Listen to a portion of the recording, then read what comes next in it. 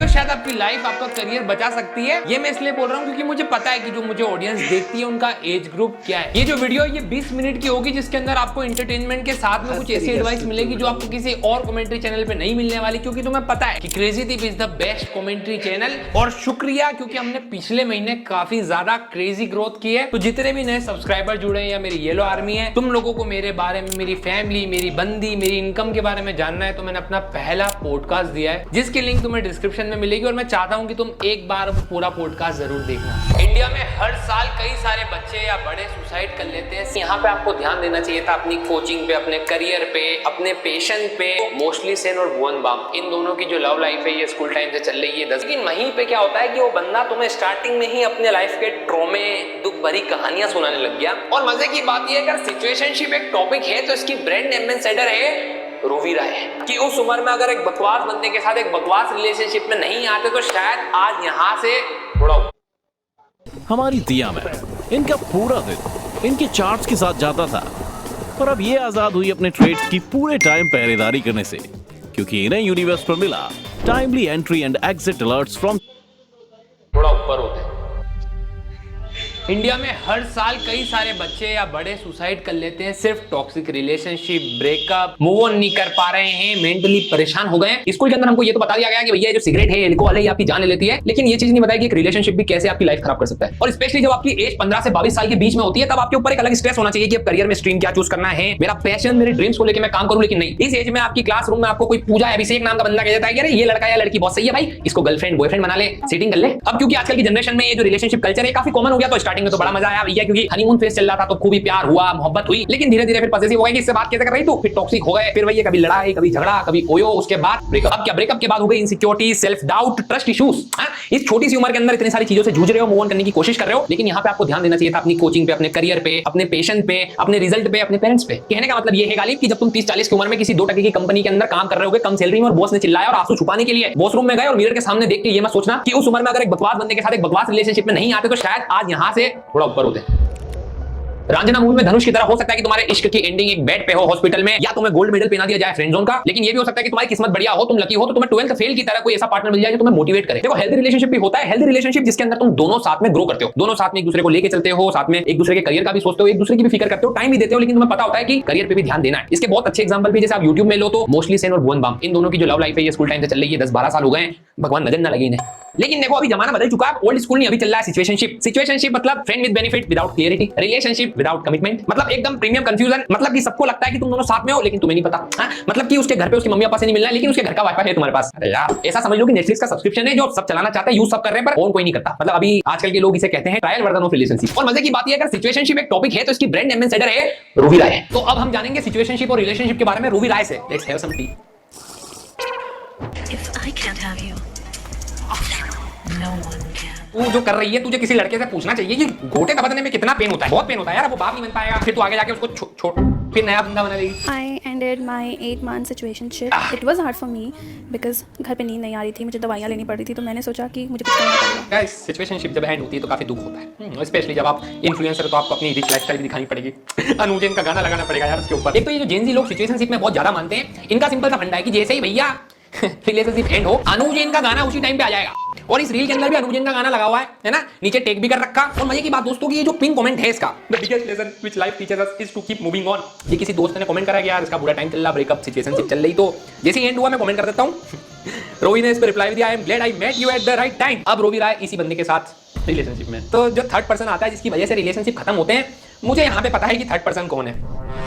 और मुझे ये भी पता है कि रोवी राय का इस बंदे के साथ ब्रेकअप कब होगा, अगली रील कब आ रही है। मैं अनुजन को कॉल करके पूछता हूँ कि उसका अगला गाना कब आ रहा है। देखो, इस सिचुएशनशिप को समझने के लिए मैंने रोवी राय को इसलिए चूज किया है क्योंकि आपको एक्सपीरियंस होना चाहिए उस चीज का, तभी आप ज्ञान दोगे। मतलब रोवी राय ने एक वीडियो बनाई कॉलिंग माय एक्सेस, ठीक है। अब तुम अपने एक्स से 1-2 मिनट बात करोगे, ये वीडियो की टाइमलाइन है 15 मिनट की, तो तुम समझ रहे हो एक्सपीरियंस भरपूर है। तो रोवी राय का सिंपल सा फंडा है, पहले कोई बंदा बनाओ, ब्रेकअप करो, उसके बाद उस बंदे की इंटरनेट पे दिखा दो। जैसे that's how I took my revenge story time. How, why I ended up my relationship, my toxic x is back, please stop your toxic relationship, responding to my haters. Story time. I have been hiding for 3 years, dated most toxic guy. रोवी यार। अब इस कहानी में एक twist भी आता है दोस्तों। चाय खत्म हो गई है, 1 मिनट दोस्तों, मजा आएगा बहुत। तो ट्विस्ट ये है कि एक तरफ जब रोवी राय इंटरनेट के ऊपर अपने एक्स को बदनाम करे जा रही थी, वहीं पे एक एक्स ने भी रोवी राय को बदनाम मतलब रिप्लाई दिया भाई। क्यों बोलते हो? सच तो बोलो कम से कम। Have the audacity to stand up and just say the truth. Why the fuck would I do it? पैसों की बात करिए 2 वीडियो की, अरे इतना मैं तो सोचा नहीं कभी इन सब चीजों के लिए, इतनी छोटी तो रोवी राय ने वीडियो बना के ये भी बताया कि कैसे मैं अपने एक्स के साथ जब वीडियो बना रही थी तो उसको व्यूज आ रहे थे। अब जब उसको व्यूज आ रहे थे तो उसने कमाया एडसेंस से पैसा, और ये चीठा आदमी मेरे पे पैसा खर्च नहीं करता साला। खैर नहीं भैया, हमें मजा आ गया। कुछ नहीं है मेरी, तुम्हारी है, और तुम जो इतना बड़ा बनती हो अपने आप को, तुम नहीं हो। Let me tell you this, तुमसे बहुत अच्छे बहुत अलग लेवल के लोग सामने हैंग आउट करता हूं, बट तुम्हारी तरह रोता नहीं हूं। तो क्या करना था भाई उसके साथ इतना साल? हैं मतलब सिंपल सा क्वेश्चन है भाई, जब तुझे पता है इस वीडियो के अंदर ये बोलता है कि तेरे कमेंट सेक्शन में इतनी गालियां आती है तो ठीक नहीं हुई, तो फिर क्या करने थे भाई आप उसके साथ? हैं मेरे को समझ नहीं आता कि जब तुम रिलेशनशिप में एक बॉन्ड के अंदर साथ में रहते हो, हैं उसके बाद तुम्हारा ब्रेकअप होते ही तुम सामने वाले को बोल देते हो, तुम्हारा ब्रेकअप होने के बाद सामने वाली गोल्ड, तो भाई इतने साल का गेम। और लड़कियों के लिए भी सेम चीज अप्लाई होती है कि भैया आप उसके बाद इतना साल क्यों दी उसकी जिंदगी में, क्यों समय बर्बाद करा देने? इनकी एज इतनी है, इतना अमीर बाप के चूचले भाई, अमीर बाप की औलाद है, फिर भी अक्ल नहीं है। Even I've hang out with film stars, I've hang out with so many big people in my life. तो क्या करूं मैं? हैं रोवी राय को तू कम सुपरस्टार समझ रहा है? अबे उसने एक बार अपने परिवार में किसी के श्राद्ध की वीडियो डाली है, किसी सुपरस्टार की। तो अगर वो मेरी वीडियो देखेंगे then I'm talking about all these things, this is literally shade for people. मैं क्या नहीं भाई, अब इतने टाइम तक रोवी को डेट कर रहा था तब उनको कोई प्रॉब्लम नहीं थी भाई, अब दिक्कत आ गई। तो तुम्हें जवाब देने के लिए तुम्हारे लेवल पे आना पड़ेगा, नहीं तो पूरी ऑडियंस को तुम बुला कर। इतने टाइम तो तू वजह से उसके साथ अपनी ओडी में भाई साहब का पूरा एलिगेशन है कि रोवी ने बोल दिया कि ये चीटा था, तो अब भाई साहब की गेड़ चल गई। भाई ने बोल दिया कि मैंने तो तेरे को अपनी ओडी मर्सिडीज में घुमाया, इतनी बढ़िया लाइफस्टाइल थी, तेरे तू गरीब तू अफोर्ड कर पा रही थी ना। उसने यही बताया कि कोई इसका जिम पार्टनर था, है तो रोवी को अपने जिम पार्टनर प्रोसेस ने मिलवाया, लेकिन पीठ पीछे इनकी सेटिंग चालू हो गई। अब जब सेटिंग चालू हो गई तो भाई को ये दुखी कि तेरे को मेरे को बता के करनी थी, और रोवी ने उस बंदे को बर्थडे मिस नहीं करा जिम ब्रो को, तो अब इसको बुरा लग गया। अब ये कह रहा है कि तेने उसको मिस नहीं करा क्योंकि तेरा सिंपल सा है, तेरे पैसे वाला रोना देखा, तेरा काम निकाला उसका, ये कह रहा हूं ना सही भाई पूरे वीडियो के अंदर। तो दिस इज हाउ रोवी राय टीचर्स अस की सिचुएशनशिप इंटरनेट पे कभी नहीं होनी चाहिए। और अगर तुमको यहाँ पे मजा आ गया इस वीडियो के अंदर ये देख के, तो मैं तुम्हें बता दूं सबसे बड़ी आयरनी तो अब ये है, रोवी राय ने एक वीडियो बनाई है हाउ टू मूव ऑन। रोवी की वीडियो देखेंगे क्या मूव ऑन, मतलब भाई जब हमारा ब्रेकअप हुआ था ना तो हम देख रहे थे भाई संदीप महेश्वरी, श्वेता गंगवार की काम कर रहे हो। संदीप बोला आसान है, आसान, हम भी आसान है, इधर आसान है, इधर श्वेता भाई रो जाता है इसका कुछ नहीं होए, काम करो, काम करा काम। मैं भाई कमेंट करता कि यस ब्रो आज मैंने काम किया। भाई वो वीडियो होती थी मजेदार, क्या मूव ऑन। आप 15 लाख लोग इंटरनेट पे इस लड़की से सीख रहे हैं कि मूव ऑन कैसे किया जाता है। जी हाँ दोस्तों, उसी बंदी से जिसकी ब्रेकअप रील के अंदर पिन कमेंट होता है नए बंदे का।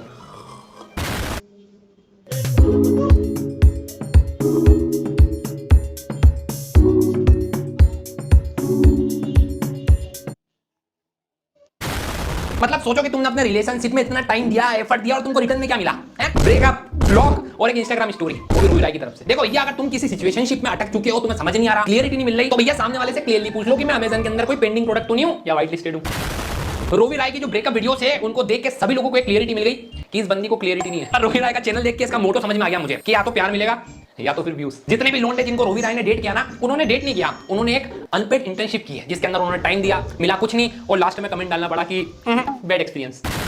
इस चीज के ऊपर ना अलग अलग ओपिनियन हो सकते हैं, लेकिन मेरा मानना ऐसा है कि तुम्हें वक्त के साथ नई चीजों को एडॉप्ट करना आना चाहिए। वैसे ही जैसे जनरेशन गैप होता है कि हमारे माँ बाप के लिए पहले एक टाइम पे लव मैरिज तो भैया पाप है कि तुम्हारे टांगे टूटवा देंगे, अभी भी इंडिया में बहुत सारी जगह ऐसा होता है, लेकिन अब काफी सारे पेरेंट्स इस चीज को लेकर हो गए कि अगर लड़का ठीक है लड़की ठीक है तो चलेगा। ठीक वैसा ही जनरेशन गैप है हम में और जो नया यूथ है उसके अंदर। अब कोई बंदा अगर सिचुएशनशिप में है तो आप उसको जज नहीं कर सकते यार, क्योंकि फॉर एग्जांपल कोई बंदा बड़ा हो गया, ठीक है, और उसका एक रिलेशनशिप रह चुका है जिसके अंदर 3-4 साल उसने बहुत ही मोहब्बत हंसी की लड़ाई, लेकिन किसी वजह से कोई चीटिंग हो गई, ब्रेकअप हो गया, और रिलेशनशिप टूटने के बाद सबसे ज्यादा कॉमन चीज है हम सब में वो है ट्रस्ट इश्यूज।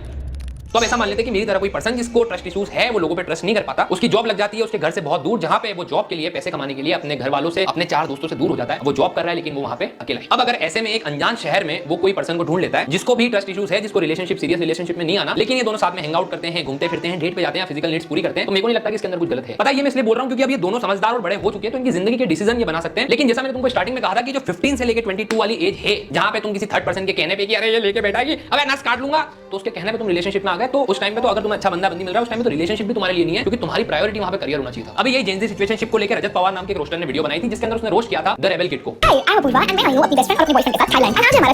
अब इसने इस पूरी की पूरी ट्रिप में व्लॉग्स बनाए और पूरे व्लॉग्स की एक सीरीज बनाई, और तब ये ट्विस्ट आता है कि रेबेल किड का तो ब्रेकअप हो गया, ट्रिप खत्म होने से पहले रिलेशनशिप खत्म हो गया, इनका चलता कहां है ज्यादा। अब आप लोग सोचो अब हमारी जेनजी बुआ क्या करेंगी, दुखी होंगी? नहीं, अब एक और सीरीज बनेगी।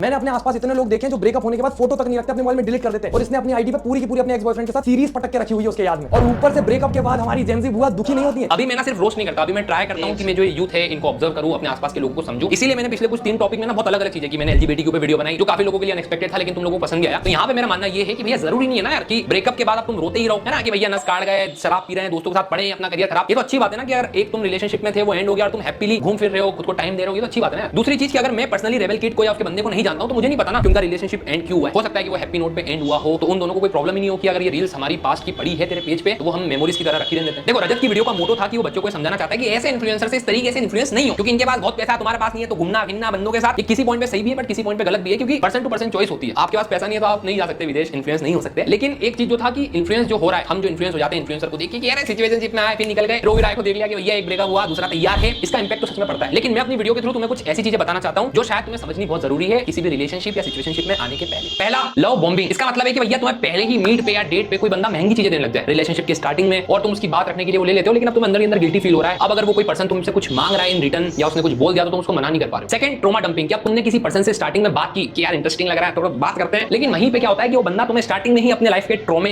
दुख भरी कहानियां सुनाने लग गया, जिनको सुन के तुम्हें उस सामने वाले पर्सन के लिए तरह सिंपैथी आ गई कि यार ये बहुत बुरा काट के गई थी यार, या तेरे मामा ने तेरे को गलत तरीके से ये कर दिया तेरे साथ, जो भी है। अगर तुम ये सब चीजें सुन के उसके लिए सिंपैथी आ रही है तुम्हारे अंदर और तुम कंफ्यूज हो जाओ कि यार ये मेरी सिंपैथी है कि मेरे को बात करना पड़ रही है या प्यार है, तो जब तुम कंफ्यूज हो जाते हो इमोशंस के बीच में, इसे आप कहते हैं ट्रॉमा डंपिंग। और ये जो लव बॉम्बिंग है, ट्रॉमा डंपिंग है, ये चीजें ना लोग यूज करते हैं आपको अट्रैक्ट करने के लिए, आपसे बात करने के लिए, रिलेशनशिप स्टार्ट करने के लिए। अभी जो 2 चीजें हैं लव बॉम्बिंग या ट्रॉमा डंपिंग, इसके खिलाफ फॉरेंस में ना लॉज भी है, क्योंकि वहां पे लोग क्या करते हैं इन चीजों को यूज करके सामने वाले पर्सन को स्कैम कर देते हैं, है ना, क्या उसकी लाइफ खराब हो जाती है, वो खुद परेशान हो जाता है, वो थेरेपिस्ट के पास दौड़ता है। तो इन सब चीजों के लिए बाहर तो भैया लॉज भी है। और अब थर्ड नंबर पे जो लास्ट में चीजें वो है गैसलाइटिंग। इन दोनों चीजों के अंदर तुम आ गए, तुमने एक रिलेशनशिप स्टार्ट कर दिया, शुरू में तो बंदा बहुत ही प्यारा था कि यार क्या ही बंदा मिला मुझे, मेरी किस्मत, मैंने जो 16 सोमवार करे थे सक्सेसफुल हो गए, लेकिन उसके बाद क्या होता है गैसलाइटिंग शुरू हो जाती है। जिन लोगों को मतलब समझ में नहीं आ रहा है मैं बताएगा बिना इन द ट्रुथ कि उसने तुमको कुछ बोला, तुमको बुरा लगा, इनको सडनली मुकर गया कि अरे मैंने कब बोला यार, मैंने नहीं बोला। इसके बाद अगर तुम किसी चीज से परेशान होते हो तो तुम्हें कहेगा यार तू तो पूरे दिन ओवर रिएक्ट करती रहती है, या तुम तो बस ओवर रिएक्ट करते हो हर चीज पे करते हो यार। सेकंड चीज, थर्ड, अगर उस बंदे या बंदी की बहुत सारे मेल या फीमेल फ्रेंड्स है और तुम थोड़े से पॉजिटिव होते हो तो वो तुम्हें कहेगा कि अबे ये तेरी इमेजिनेशन है, ऐसा कुछ है ही नहीं, तुमने चेट पकड़ लिया और उसकी और उसके अंदर वो गलत है, फिर भी अबे तेरा दिमाग खराब है यार, तू कितनी ऐसी है तेरे को समझ में नहीं आती है, तू तेरा दिमाग खराब है, तेरे को सब जबरदस्ती कर लग गया। ये होती है भाई गैसलाइटिंग। गलती चाहे उसकी हो लेकिन ब्लेम हमेशा तुम्हें किया जाएगा, ये बोल दिया जाएगा कि तेरी वजह से सब कुछ खराब हो गया यार, तुम उसकी गलती में खुद गिल्ट में पड़ जाओगे यार मैंने क्यों लड़ाई की, मैंने खुद के लिए भी आवाज क्यों उठाई। इसके बाद तुम्हें मैनिपुलेट करेगा। अब एक पॉइंट पे तुम्हें समझ में आएगा, तुम्हारे कुछ दोस्त तुम्हें समझाएंगे कि यार गलत है, लेकिन तुमसे ब्रेकअप भी नहीं कर पाओगे, क्योंकि जब भी तुम ब्रेकअप की बात करोगे वो तुम्हें इमोशनली डंप कर देगा कि यार छोड़ के मत जा यार, तू जाती ये थी। तो तुम खुद के लिए जब लड़ने भी जाओगे ना तब भी वो तुम्हें लड़ने नहीं देगा, तुम उसकी बात मानते रहोगे, एक तरीके से तुम कठपुतली बन जाओगे भाई उसकी। और ये पता है इंडिया में मेरे आसपास मेरे कॉलेज टाइम पे मैंने काफी लोगों को देखा है कि लड़के इस तरीके से हो जाती है या कुछ लड़के भी हो जाते हैं। तो ये चीज ऐसी है कि जब तुम इस एज में हो ना 18 से 25 वाली, यहाँ पे कोई पर्सन तुम्हारी जिंदगी में आया, उसने स्टार्टिंग में तुम्हें खूब खुश कर दिया, तुम्हें चांद को देख के, तारों को देख के